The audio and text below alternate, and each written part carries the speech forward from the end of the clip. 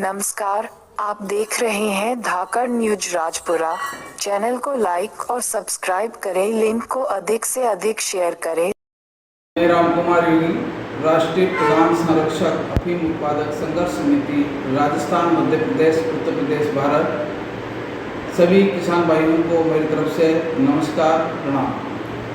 2023-24 की जो अफीम नीति केंद्र सरकार ने जो लागू की है वो किसान हितैषी नहीं है, किसान विरोधी है।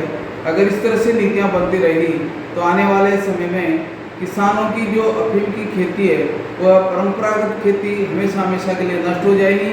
लेकिन केंद्र सरकार अभी तक कोई ध्यान नहीं दे रही है। किसानों के बीच में केंद्र सरकार ने एक खाई का काम कर रखा है। किसानों को दो भागों में डिवीजन में बांट रखा है जानबूझकर, ताकि किसान भ्रमित रहे और एक दूसरे पर कुठाराघात करते रहे। किसानों को इस तरह की पोजीशन में छोड़ दिया है कि हमारे किसान भाई हमारे पक्ष में नहीं बोलते हैं, क्योंकि अधिकतर किसानों को सीपीएस पद्धति लागू कर दी गई है और अधिकतर किसानों को परंपरागत जो खेती है, जो चिराई और लोहाई के आधार पर अफीम दी गई है, इसलिए 50% जो किसान है हमारे पक्ष में नहीं है।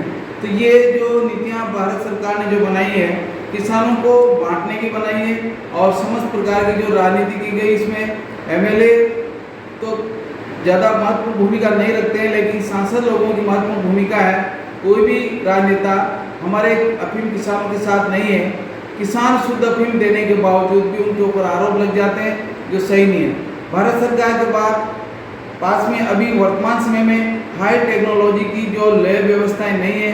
हम बार मैं 2001 से इस प्रकार का कदम उठा रहा हूँ और किसानों का साथ भी देता आ रहा हूँ, लेकिन मेरे पास पर्याप्त समय ना होने की वजह से मैं किसानों को बहुत कम मिल पाता हूँ और इसीलिए हमारे किसान काम तो कर रहे हैं। हमारी टीम के सदस्य हैं, मीडिया प्रभारी है, हमारे सम्मानीय बंसीलाल जी धाकड़ साहब है, राष्ट्रीय मीडिया प्रभारी है। हमारे राष्ट्रीय अध्यक्ष हैं नरसिंह सिंह डांगी साहब है और भी मंत्री गण और पदस्थापित सदस्य हैं जो काफ़ी भरसक प्रयास कर रहे हैं। लेकिन हमारी अफीम नीति दिनों दिन गलत तरीके से किसानों को ऊपर थोप दी जाती है, जो सही नहीं है। मैं रिक्वेस्ट करता हूं कि 1997 से 98 के जो पट्टे थे वो 2022 तक सफल या उनको बहाल किया जाए, या 1997-98 से लेकर के 2003 के मध्य के पट्टे अभी रुके हुए हैं। लेकिन सरकार ने दिखावा के लिए अभी 25 साल के टूटे हुए लाइसेंस को ओके कर दिया गया है, लेकिन इससे हम संतुष्ट नहीं हैं। समस्त किसानों के साथ पारदर्शिता पूर्व व्यवहार हो और सही तरीके से किसानों को एक अवसर दिया जाए और परंपरागत जो खेती है वो बनी रहे। अगर ऐसा नहीं हुआ तो आने वाले समय में हमारे किसान भाइयों की जो खेती है और वो अपनी जो रोजी रोटी से कमाते हैं वो खत्म हो जाएगी।